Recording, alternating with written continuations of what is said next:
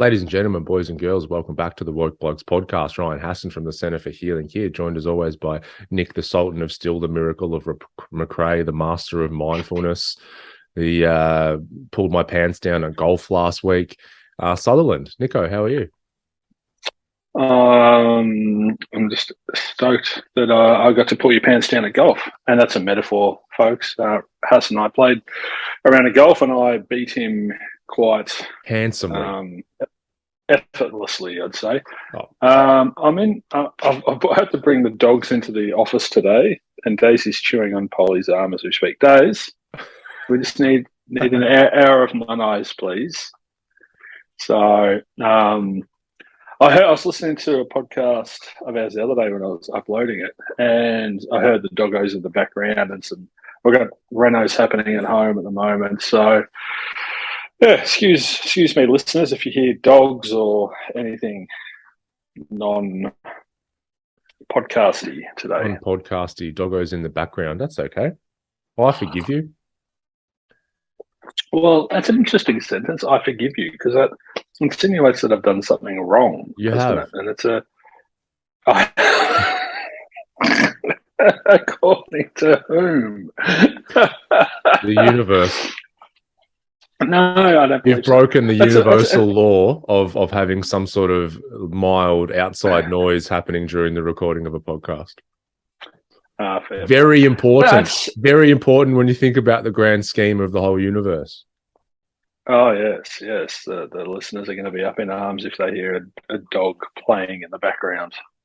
Up in arms. What does that mean? Your arms are coming up like, hey, hey. What does that mean? I think so.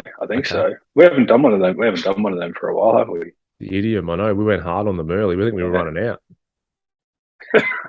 No, I think we just got lazy. Maybe we should do a whole episode on idioms just to make up for it. Yeah, no. It's a terrible idea. That's good. Glad we workshopped that. Fantastic. Yeah. Go back to forgiveness for a sec, because I'd love to play around with that for a bit. It's his eyes are closed. He's taking a deep breath. I'm really feeling into that energy. Go for it. I'm with you. So the whole sense of you must forgive someone. There is right and wrong in the world. I get that. It's subjective, but everyone has a different sense of right and wrong. So, in working with clients, sometimes we need to go back and heal some trauma. It's a funny concept, isn't it? And in doing so, sometimes they need to the past versions of them is stuck in trauma, so we may need to help them out of that. And sometimes they need to forgive someone in their past for a transgression, and that's important. But if you transcend the right and wrongness, maybe we can just go into acceptance that it occurred instead of forgiveness. Accept that that version of the other person was unhealed at the time too. I don't know. It's just, you know what I mean? It's like, I forgive you. It's like, well, you just decided that I did something wrong. You're looking at me through that black and white binary lens. Oh, by the way, you're forgiven. Oh, am I? Thanks. It's that, isn't it? So yeah, I think it's much better than a state of blame. There's kind of phases. I think it's like, well, if I'm in a state of blame, then I'm stuck. That's kind of, let's say that's kind of the lower frequency there is I'm blaming someone. It's like I blame them. Yeah. They don't deserve to be forgiven, in those inverted commas. And blaming's a distortion. Blame, in cognitive behavioral therapy, that's the blame's a distortion. So you're looking at them through your own distorted lens. Yeah. So I'd say that's one, frequency, and then maybe a state of forgiveness is a more preferable state of being than blame. Maybe can help someone find a bit of resolution to go back and, forgive, dad for what they did or whoever it was. And that's the one frequency. And then I think what you're talking about is, transcending that state and going, okay, well, what if no one is to blame and no one is to be forgiven either? And so that's that acceptance state, and I would say that's, and it's understanding as well. I had it the other day with a client, and we were just going back and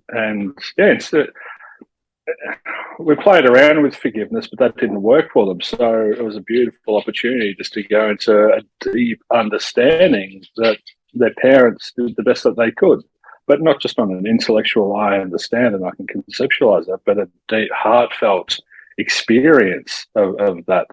And it's summarized by the philosophy: he who blames others has a long way to go. He who blames himself is halfway there. He who blames nobody has arrived. That came up last week.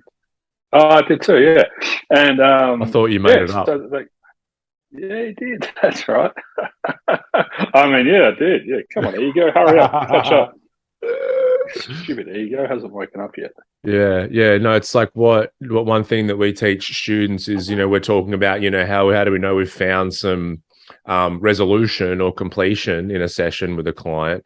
And, it's like, well, can we go through whatever we need to go through to process what's happened and worked out where maybe some of our patterns and things have come from? And then it's kind of, how do we give new meaning to that part of us or that chapter of what happened to us? And so how do I give that new meaning? And so it's a story. It can be a story of forgiveness, but like I said, that's better than a state of blame. But we'd ideally want to move, further up the chain to a story of acceptance. Everything happened the way it was meant to happen based on, we spoke about conditioning last week, based on my parents' conditioning or whoever it was, and my conditioning kind of coming together and clashing.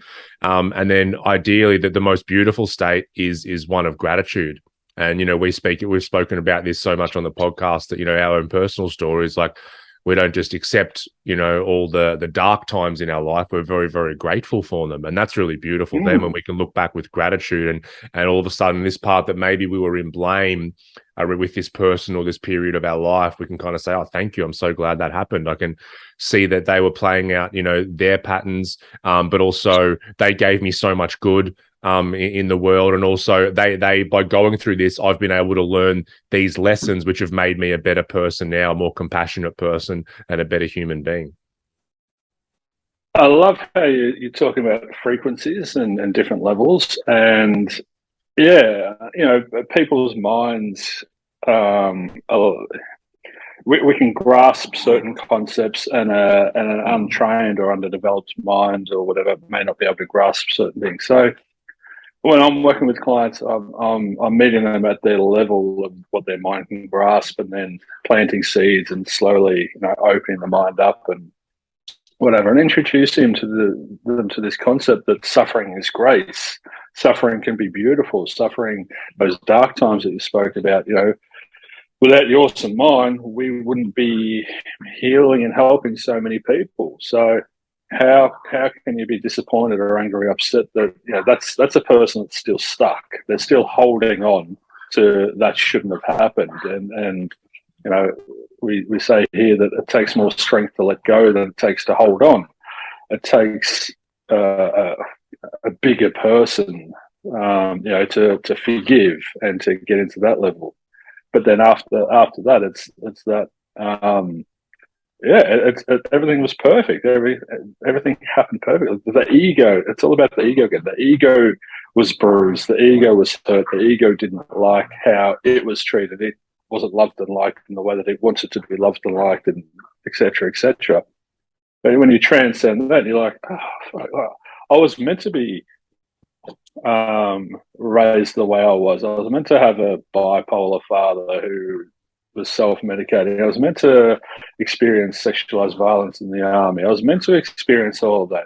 And no one's ever going to sit there and go, can't fucking wait to get jumped on by 8 dudes and strung up. And, you're not going to go looking for it. But when it comes into your experience, then so be it.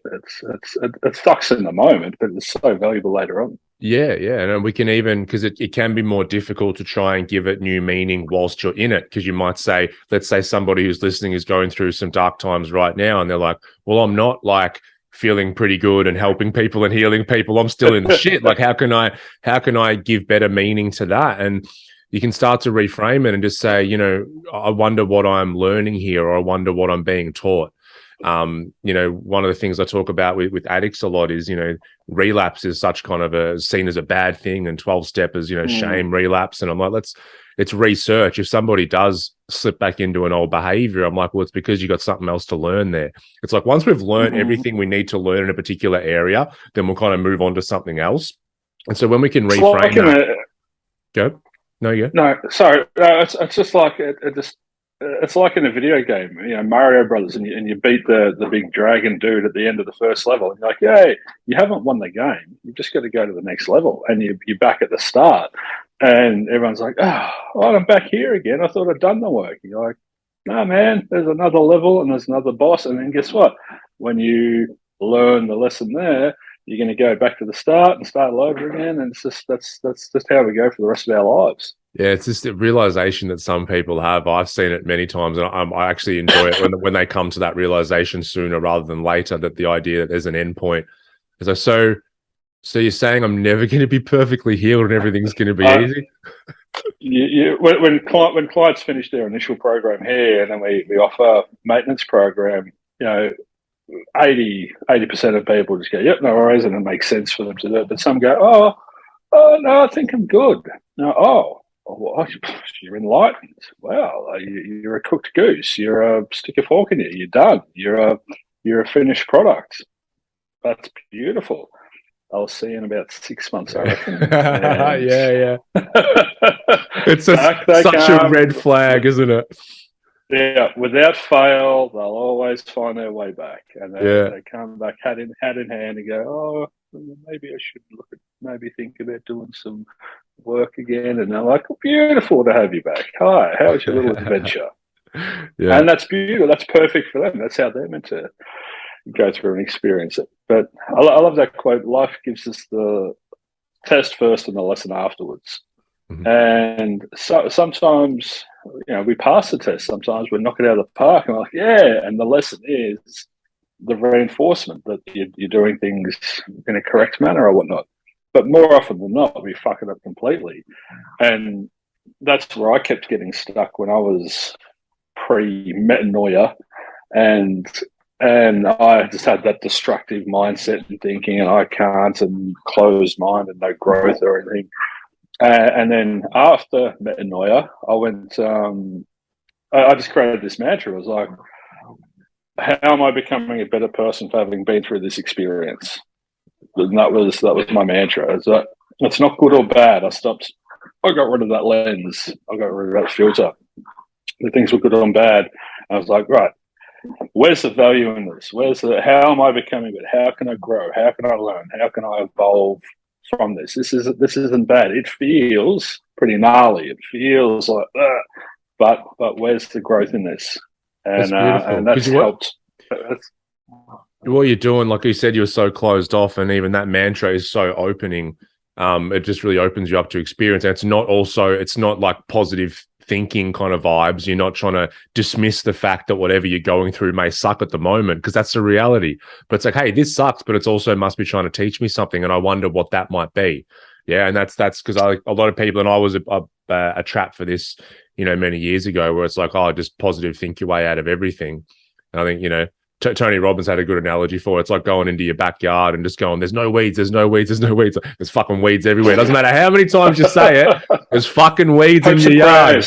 Hopes and prayers. And that's what I love about Buddhism. The first thing I learned about Buddhism was Buddhist philosophy was they don't want blind faith or just people to sign up to it and start following it. They want you to test it and challenge it. You don't follow it until you understand how logical it actually is, and it's not just faith. It's I think there's a difference between faith and hope, and faith for me is pretty empty in that regard, because there's no action involved. It's just I hope a mysterious entity makes my life better. Where the fuck's your sense of ownership and accountability in this?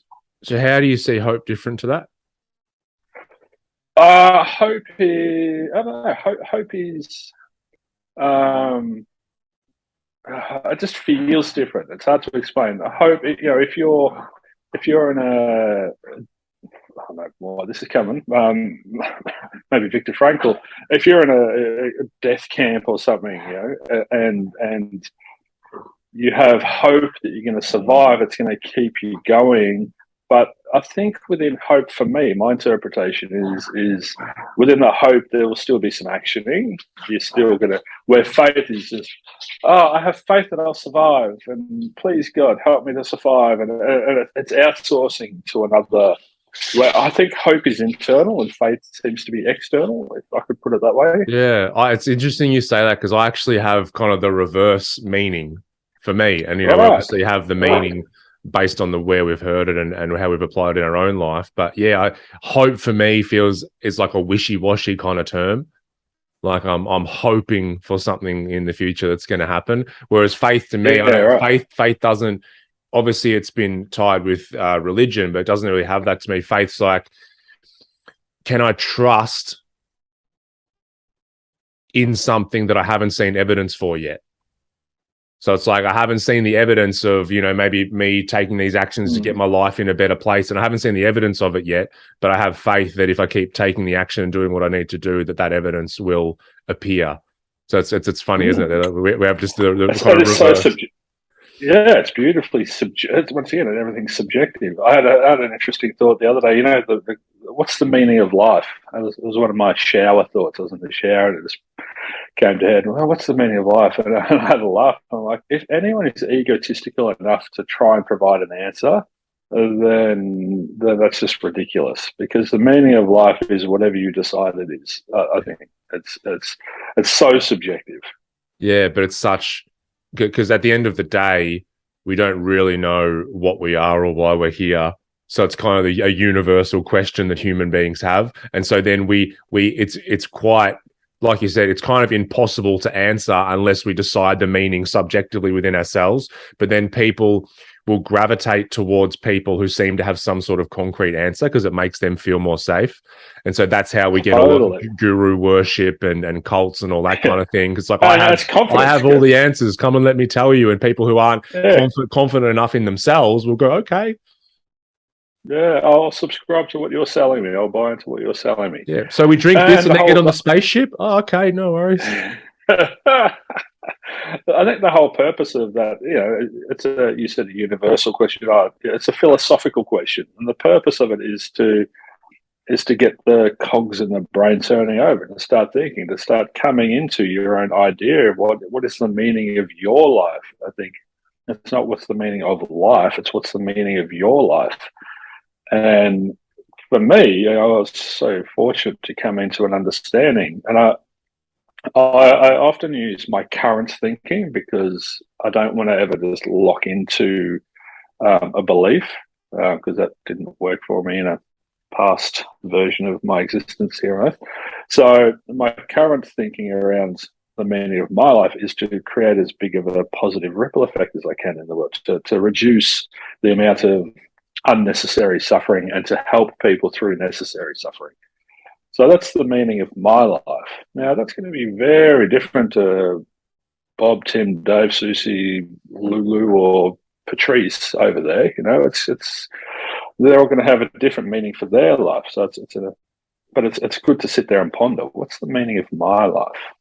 Yeah. I sometimes, it's kind of hard to put into words. Like last Sunday we went down and played golf in the sunshine down the peninsula, and it's like, if I reflect, you don't think about it in the moment, but when I maybe am on the way home, I'm kind of like, oh, that's the meaning of life. And it's like, what, playing golf on a Sunday's meal? It's like, no. I had that thought when we were playing. I had the thought when we were playing. I was so present in it, and I just sit there and it's like, it's not watching the world go by. It's just observing life as it's happening, and life was happening. You and I were standing on a beautiful golf course with beautiful scenery and a beautiful man next to me with beautiful sunshine. And even it was pissing down rain, and even it was horrendous and blowing. It still would have been such a beautiful experience because, I had that. Oh, this is living. This is living, Barry. This is life. Yeah. And so it's like, that's sort of how I view it for my life personally. And yes, my profession and work comes into that, and it's kind of, yeah, those states of being where you're engaged. I think you're engaged with it because it's like, who knows, with reincarnate, who knows if we come back here, maybe we never come back here, or what we go to next doesn't involve the earth and these five senses. It's like, clearly we're here to experience what's happening in front of us, and so it's like, am I completely here, or am I off somewhere else? That's life, the meaning of life to me. Yeah, totally. I had a fantastic realization then, but I was trying to listen to you as well, and now the interesting realization is just wandered off somewhere. So, but it was. But it was great. It was profound. It was awesome. It was awesome. It was deep, man. I think I was this close to reaching enlightenment then. Yeah. And then I just kept banging on about something, and I ruined it. You did. You didn't ruin it. It's perfect. I wasn't meant to reach. I'm like, quick, Nick's about to be realized. Keep talking. That's Lucky's average. I could see the energy rising up your body. I'm like, blah, blah, blah, blah. Get back down. I did. It was bang. It was a mind blowing experience, and now it's gone. That's right. It'll come back when it's meant to. I was thinking about something when you were talking earlier. We're talking about frequencies, and it was making me think. Sorry, someone just walked past my window. It was really weird. I was thinking about how we were speaking about blame, forgiveness, acceptance, gratitude, and we can have these different frequencies or energy sources at different periods, and some of them. So for me, it made me think of my early days when I was kind of stopping using drugs and trying to stay clean and that kind of thing. And I remember we had this a whiteboard in the house I was living at, and so I wrote on the whiteboard, and it was there for like weeks, maybe even a couple of months, in big letters, because I struggled with Crohn's disease when I was younger, and I wrote in big letters, "I beat Crohn's disease, and I'm going to fucking beat this too," with like exclamation marks. Right. And so it's like, when you feel into that, the energy's kind of like a little bit tight. You know what I mean? It's like, yeah, I beat it. You're in conflict with it. But I beat it. So the thing is, that say frequency or energy source served me. I didn't have the capacity maybe or capabilities to go higher at the time. And so, I stayed off drugs, and I was quite committed, and it was kind of, but long term, that wasn't going to serve me. Do you know what I mean? It's like, after that initial period. So if I had have gone months or even a year with that same energy of like, I'm fucking beating this, I can't see myself, ever maybe I might have slipped up. I could have caused other issues and that kind of thing. So it's like, we can use fuel sources for a time, but we can ask ourselves, maybe, is this frequency sustainable for me? That's what we ask. The two fundamental questions in Myndfit is it healthy and is it sustainable? And if the answer is no, then we look at changing. So it came back to me. It wandered back. So I was talking about the meaning of my life was to create unnecessary, help reduce unnecessary suffering and help people through necessary suffering.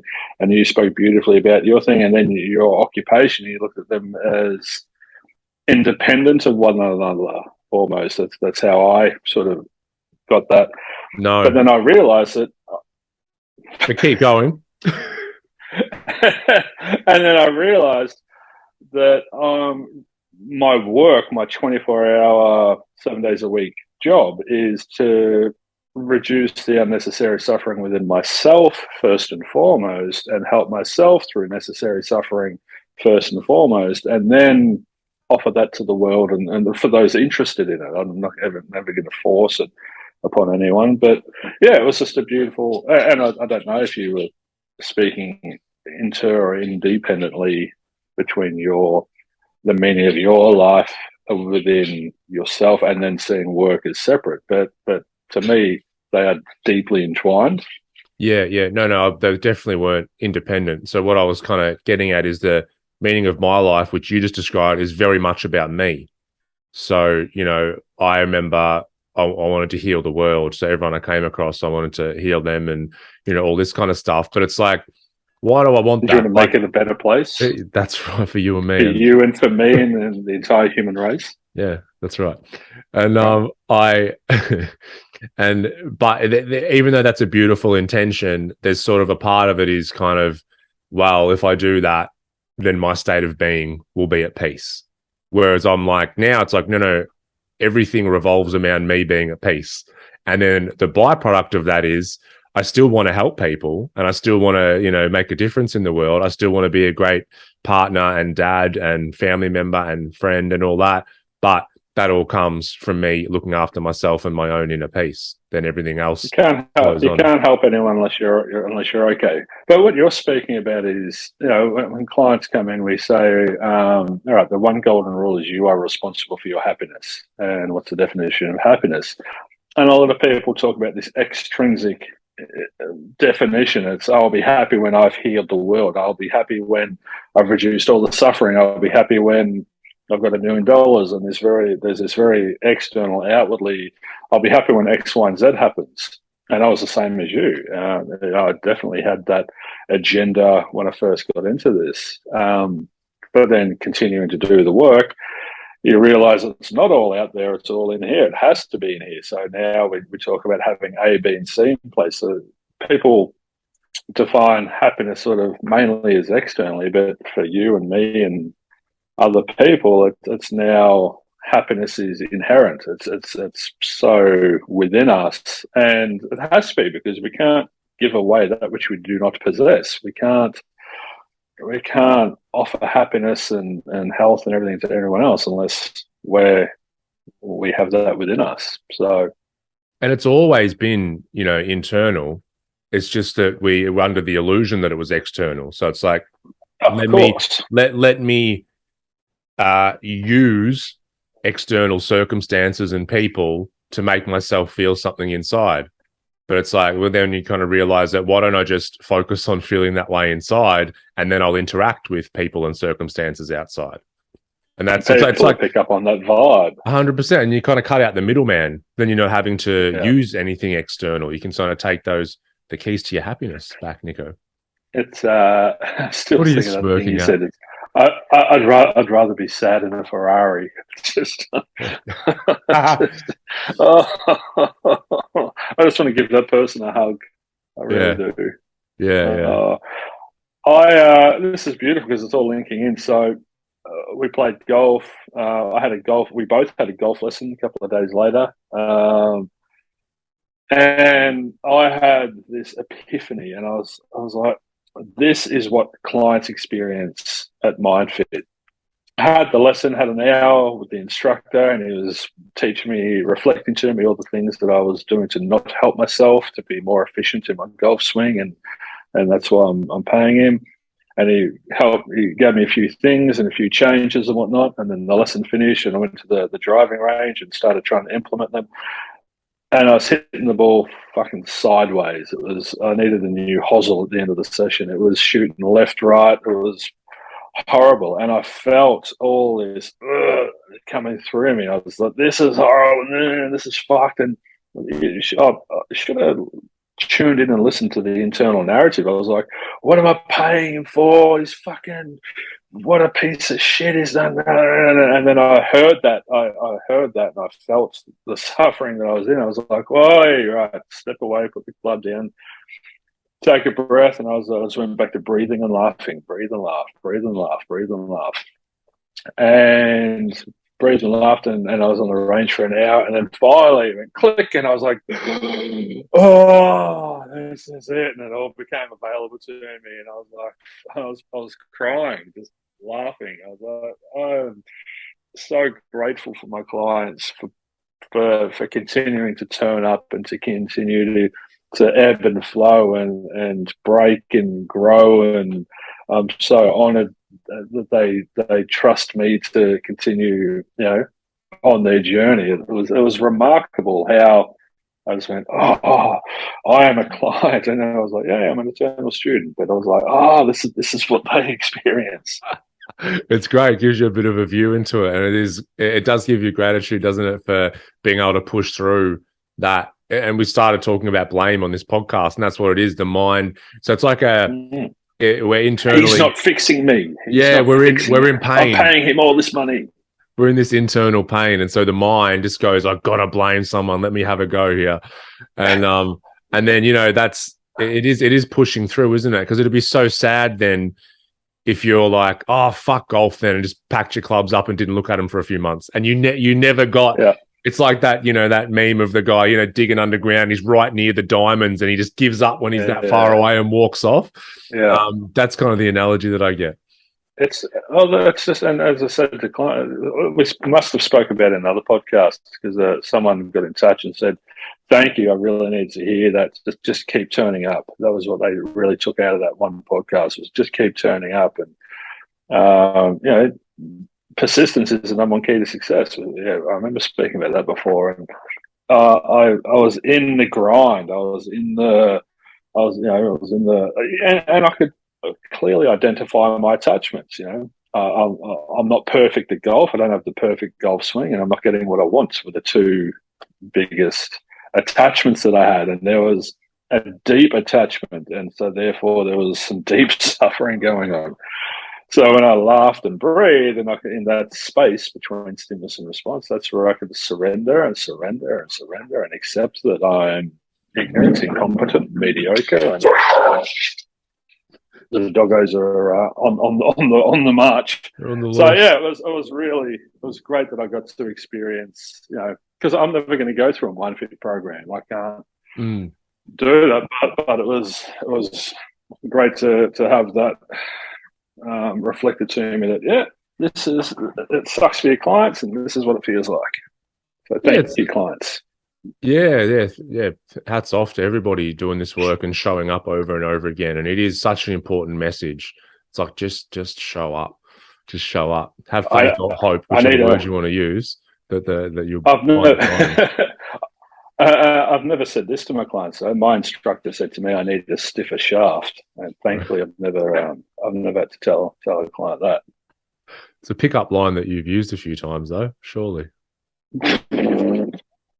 My golf coach told me I need a stiffer shaft. I'm your golf coach now.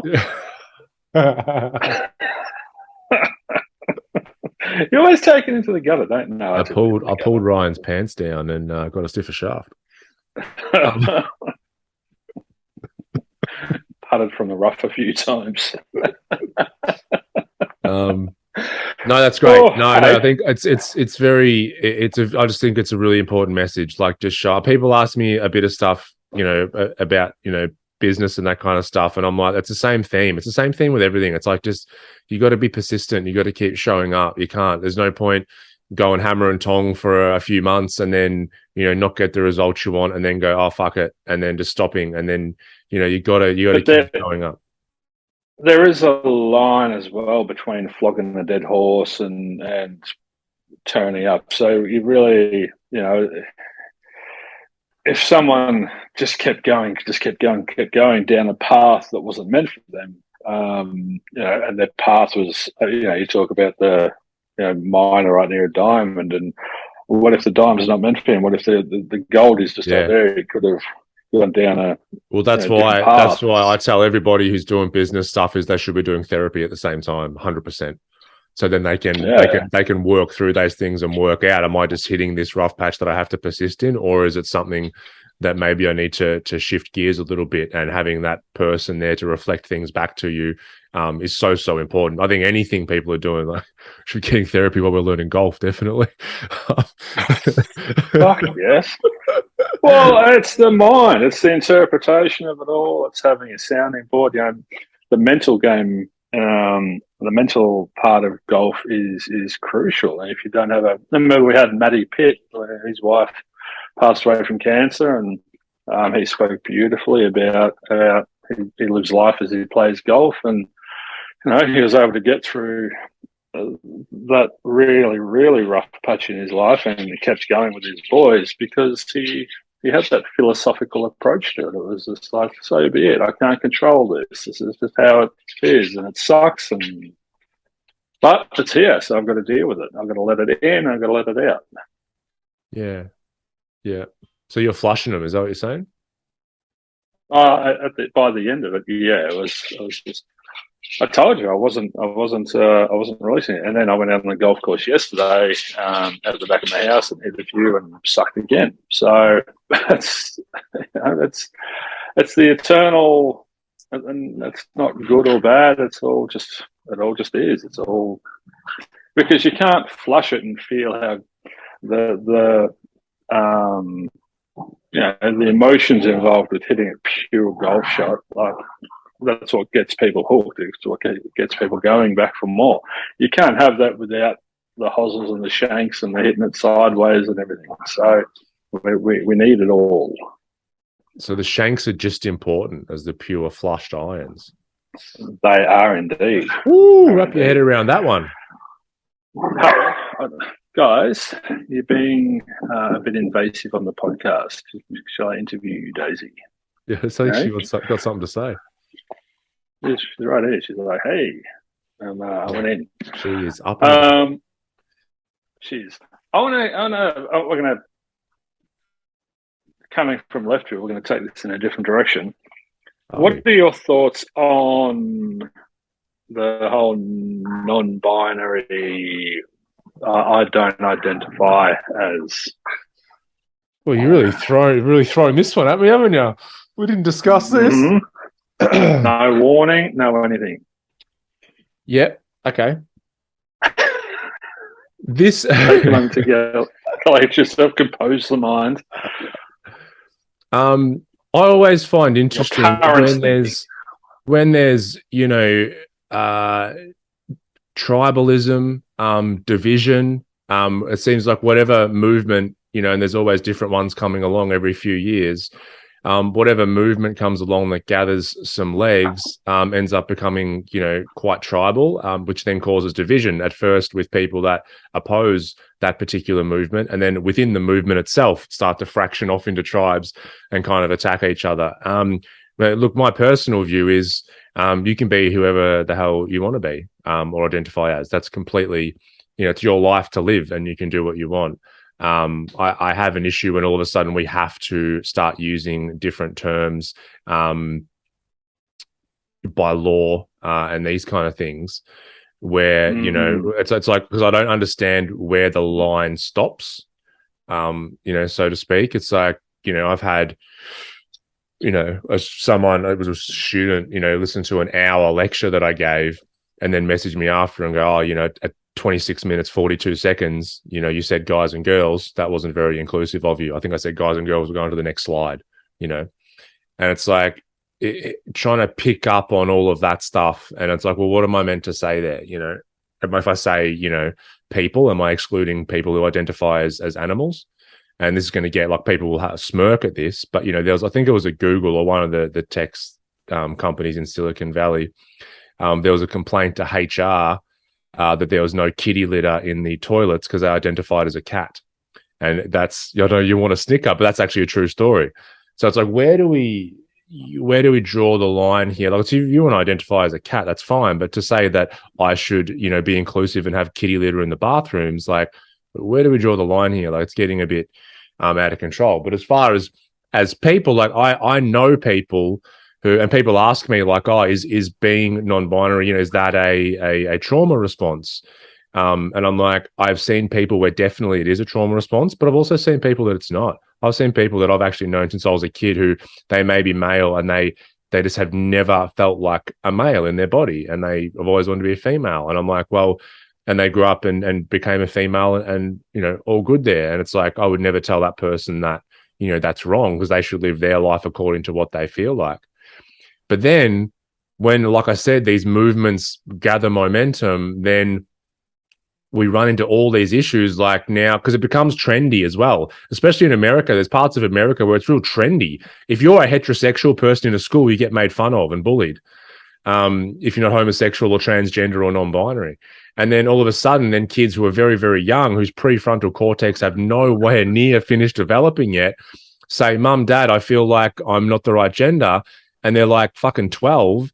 And then mum and dad, because all the other parents are all woke and fucking agreeing with these same things. So, yep, we'll tell you to take you to a gender reassignment clinic where doctors are profiting off doing either surgeries or giving these young children hormones to make them feel like the opposite gender. And the issue with that is, once you start taking hormones at a young age like that, it's like, oh, well, if you change your mind, you just come off them. It doesn't work that way. You'll affect your endocrine system for the rest of your life if you start taking those hormones. So now all of a sudden, there's profit that comes in, like with anything, right? Like profit comes into it. And I think there's some insidious clinics and doctors in here. There was an article on it recently, actually, here in Australia. There's plenty going around, but especially over in the States, which are kind of preying on this woke culture and children, which I think is really insidious. I came across a philosophy years ago: don't make a permanent decision based on a temporary emotion. And I think that's really applicable to what you're talking about here. It's trendy. We had this, remember when we spoke with Taylor Harris, and we spoke in the podcast after, I think, about it's trendy to have a mental health issue, or to be a mental health advocate, or I'm walking for mental health. That still confuses me. And yeah, I heard something interesting as well the other day about someone called it gender dysmorphia, and I hadn't actually heard it termed in that way, and it made me think of body dysmorphia, which is a mental illness. It's where when you become very thin. Yeah, anorexia, bulimia, and all that sort of stuff. People don't identify as their body; they see their body completely differently, and this person put into the same context with gender. And I think we're very reactive to it. And yeah, when we're in an age now where people's egos are very sensitive and are being pandered to, and it's I think it's more important for us to sit and stop and park with things for a bit, and don't make any. Sometimes the best response is no response. Don't go making any decisions just yet. Just sit it out. It's like I identify as hungry. Okay, well, it doesn't mean I have to go and eat. Maybe it's just a signal. Maybe it's just a passing thought. Maybe I'm actually thirsty because the signals are very close. Hard to identify. So, yeah, I don't know. It's as I said, where's the line? Because it is. We don't want to dismiss it. And for anyone listening, I hope this isn't triggering anything within you. But I feel it's important to have these philosophical discussions around it, and we're not for or against. We're just, I just keep bumping into contact with it. So I just wanted to have a chat about it. It's like you can't have police without criminals. Yeah, it's yin and yang. You can't have one without the other. You can't have a pure golf shot without the shanks. And so people who are going to the right are creating people on the left, and you hear these people come together and clash and argue their opinions and try and wrestle the other person into submission. But I'm hearing some logic in underlying some of these as well, and well, it depends what angle you're coming from. Some are coming in from a scientific angle. Well, who's talking about mammals, and so if we, the mammal species, if I started identifying as a woman, that's all good and well, but we have to extend this into the rest of the animal kingdom. And so where does it stop there? Is that not a male bear? Is that a female bear? That bear just gave birth to some cubs. Am I committing a crime by calling that a female bear? Well, there's now part of people that would say that if I said men can't give birth, then that would be incorrect and shaming. And yeah, it's at some point it's like, and then people will say, well, we can't all of a sudden talk about biology anymore because that's all a construct, and we need to kind of throw that out the window. So yeah, we get into some interesting topics. But the thing is, the last few years, I've met many transgender and non-binary people, and most of them are like, awesome. It's like, I genuinely, because I'm so interested, so I sit down, I'm like, tell me about your experience and what it's been like, and how do I, address you? And I love having discussions with anybody about that. But then there's some people, and this is the same with anything, same with any movement or tribe. There's some people who I just like that person I said made the comment. It's like they're always on the lookout for somebody doing something wrong or slighting them in some way. That's what I'm referencing when I say the ego. So there are these genuine people out there who don't identify, I was born in the wrong body or whatever the case may be. But there is so much that the bandwagon, they've jumped on this train. They just want to, we're all being harmed. It's this victim mentality. It completely diminishes the actual experience, the real people. It's like the mental health advocates, and it's trendy to have anxiety and depression now. That really diminishes. There's something wrong with me. Hey, don't forget about me. The ego, it completely diminishes the genuine suffering, and so I have an issue with those that are in that area. Yeah, I get more interested. I've actually had some people as well. It's like, because I'm like, if someone says something back, it's rude, or I'm like, you've said on this podcast before, it's like, educate me, don't belittle me. And I'm like, cool, can we talk about it? And then people are like, well, I'm not going to talk to you. You're a white male. It's like, well, all right, how are we going to get anywhere here? Like, I genuinely am interested in people and want to talk. But what I'm really interested in is the just the dynamics that play out. And you can see it with anything, veganism. It's like, hey, we're all vegan, high fives. And all of a sudden there's raw vegans and non-raw vegans. And they're like, oh, so you're not a raw vegan? No. Oh, you're a piece of shit. And then they start fighting. And it happens with everything. In our line of work, I see people, Daisy really wants to put her 2 cents in. People in our industry, it's like they start shitting on other modalities or people that are doing something different. And then, it's like, we're all kind of trying to help people here. Like, why are we fighting? Why don't we sit down and talk about things? And this is just tribalism, which seems to be very inherent in human nature, playing out, and it plays out over and over and over again. And right now it's happening with the transgender and non-binary movement, but it'll be something else in 5 or 10 years. And it'll play out, unless something radically changes, it'll play out in a very, very similar way. It's the human condition. It's just that's the ego for me. There's always, whether it's mental health or non-binary or veganism or whatever, there's always, as you said, there's always going to be something, and the flavor just changes, but it's still, I don't know. It's kind of, for me, it's like there's like a pendulum, right? This is how I kind of make sense of it in my mind. And so the pendulum is perceived to be, at one end, and then it doesn't come to the middle. It needs to come to the other way before it comes to the middle. So things get very extreme before they get less extreme.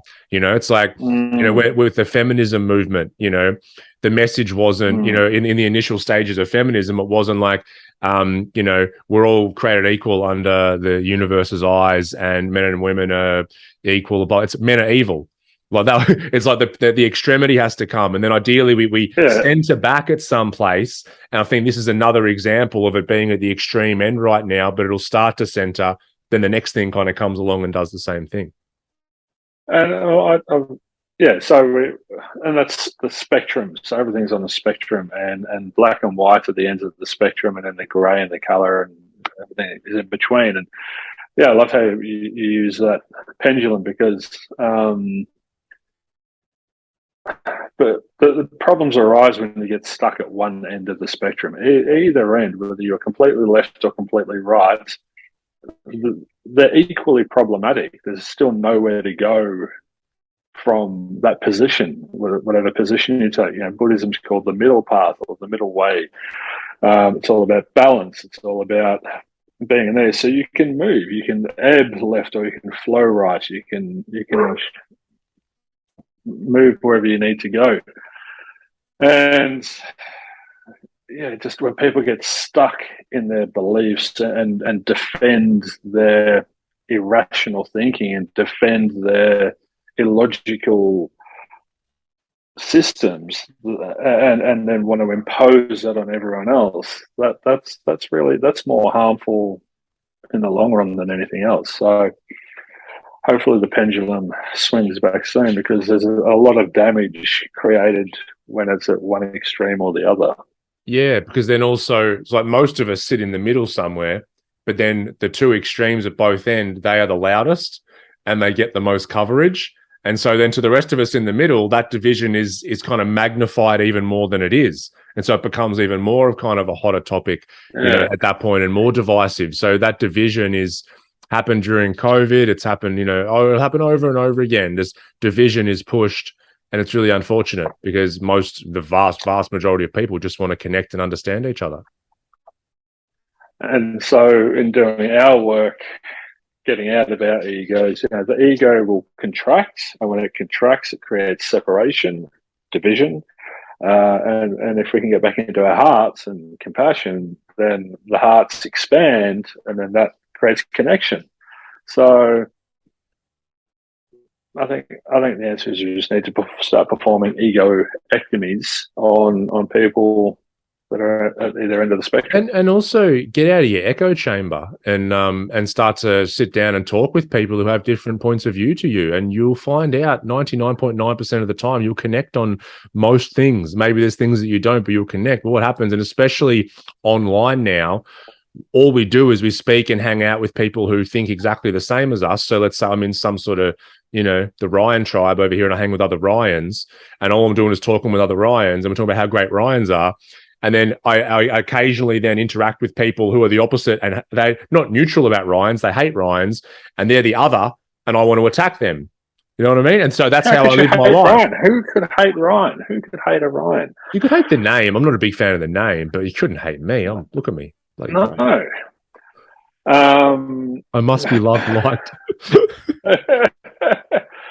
Yeah, it's the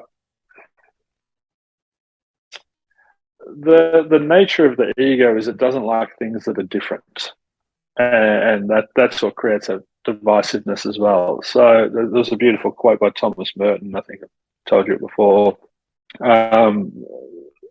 True love is about. Hang on, I don't want to paraphrase it. One moment, please, caller. So the beginning of love is to let those we love be perfectly themselves and not to twist them to fit our own image. Otherwise, we love only the reflection of ourselves, ego, we find in them. I wish you were more like me.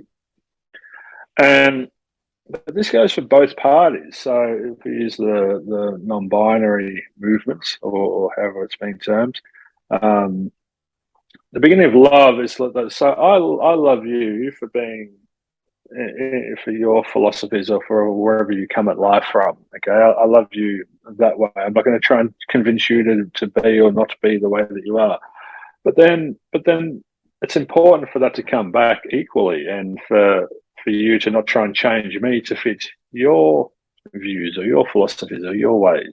So it's an inclusiveness on both sides there, and trying to once again come away from the ego. And I love you just the way you. I love that you can go out and shoot 44 points one day and 21 points a couple of days later on. I love you equally wherever you are in your golf game. And that's content. That's the definition of happiness. I don't prefer you to be anything other than you are right now.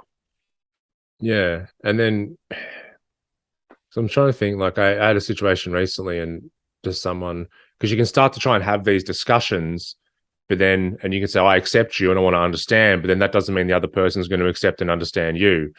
And then if they don't, then they'll tend to personally attack you, which is a defense mechanism. But then that makes us, the ego, want to attack back. And this just adds to the fuel to that fire of division. And so I think it's important as well that if somebody doesn't accept you and starts on that path, that you can just sort of put your hands up and walk away and decide, I'm not going to play that game. I'm not going to add to that fire of division. And, if they're ready to accept me at some point in the future, that's okay, but I'm not going to play that game right now.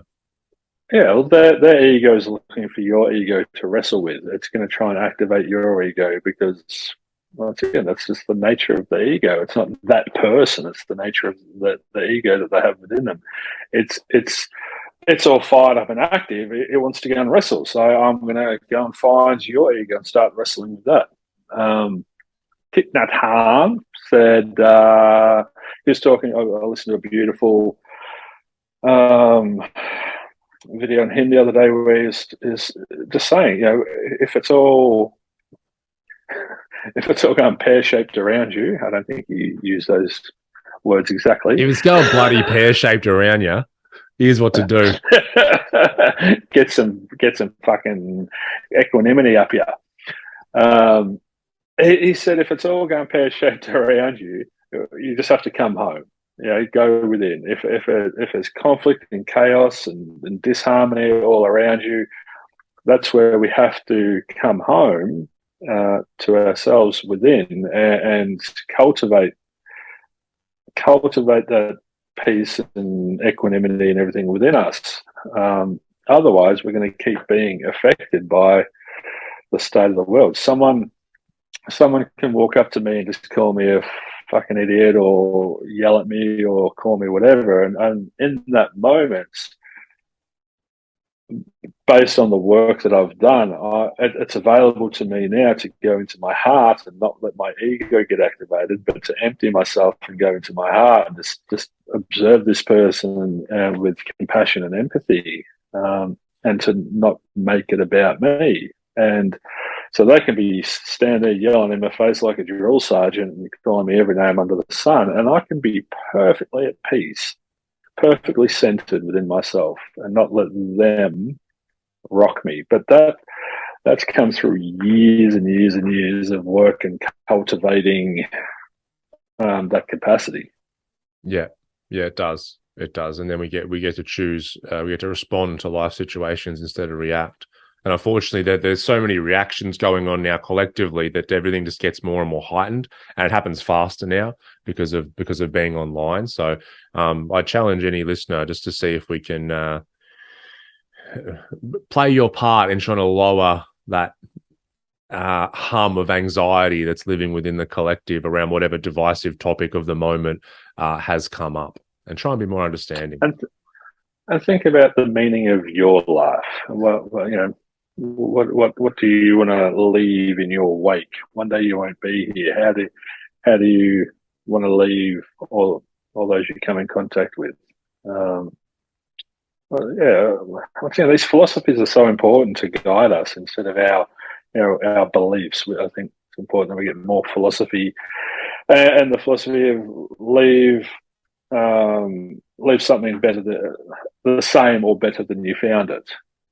It's like, just even if you can't make it better, just don't make it worse. And that could be a room that you walk into in terms of tidy or untidy or dishes or whatever. It could be a interaction with a person or an animal or the environment. Leave. I walked from here down the street the other day and there was just rubbish along the thing, and I just picked it up and put it in a bin, and I didn't film it and put it on social media or make sure I gathered a crowd to watch me do it. Firstly, it was just such a simple, effortless little thing to do, but it made me feel good. Yeah. And there's a difference as well between, picking up rubbish and putting it in the bin because that's what the moment calls for, or picking up the rubbish and then going, fucking people fucking littering, it's bullshit, they shouldn't do that. That's a different experience. We're lost in thought at that point. I didn't even that's great. I didn't even. No, because that's what people will do. If I've actually told people this philosophy before, and they'll come back to me, I can't believe how many fucking people litter. I'm like, you've missed the point of the exercise. But there's the blame again. Let's wrap up this episode by coming back to the start. There's the blame there. There's the attachment that people and this nature strip should be perfect, and I must get what I want, which is for there to be no litter. It comes back to those attachments. So, that was awesome. Thanks, man. Thank you, Nico. Thank you, everybody, for tuning in. We will see you all next week. I'm going to put my bum against a wall. Stiff shaft. Do you want a stiff shaft? It's my golf. It's well? No, just the wall. No stiff shaft. I've got to keep my butt out. It's like I'm trying to root the air in front of me on my golf swing. You're going to keep your butt out. I'll go and get a stiffer shaft. Bye, everyone.